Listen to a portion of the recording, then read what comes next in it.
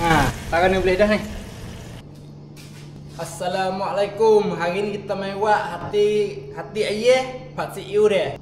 Lepas tu kita main tengok bagai je gopo tu dah.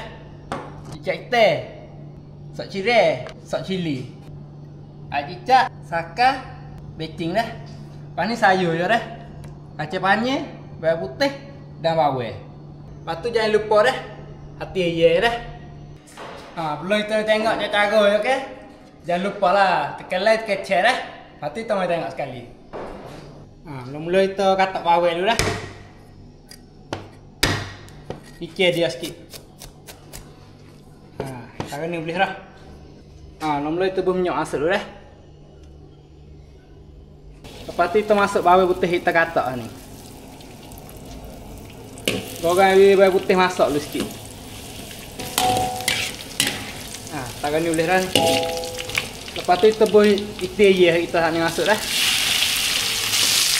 Goreng itik je dia masuk dulu.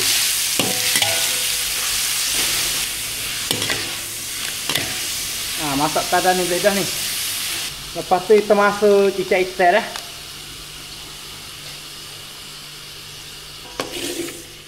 Goreng cicak ikan ni gelomok hati molek dulu dah. Ni gelomok tangan ni boleh dah ni. Lepas tu kita buat air masuk. Lepas buat air tu tunggu hati masuk molek dulu. Lepas tu kita buat kakas lagi dah. Ni masak dah hati kita dah. Lepas tu kita banyak kakas je gopo tu kita kakas. Sok cireh. Sok cireh ni ala sudu dah. Lepas tu sok cili. Sok cili ala sudu ke. Becing ni suka hati lah. Sakai tepuh ala 2 sudu. Cicak ni ala sudu setengah. Lepas tu cicak potong dah. So 2, 3. Orang kakas ni cuma molek dulu.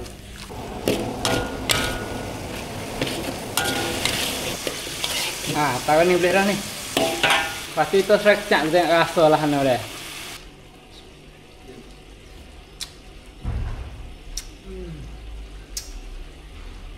Jadi.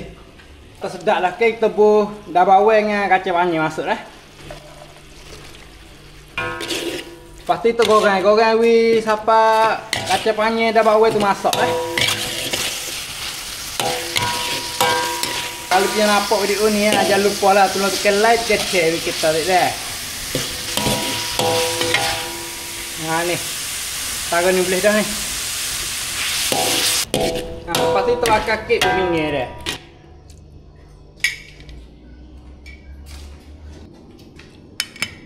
Ni hati pat siu kita dah.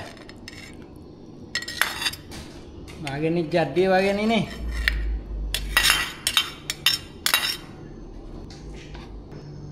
Ni hati pat siu kita dah.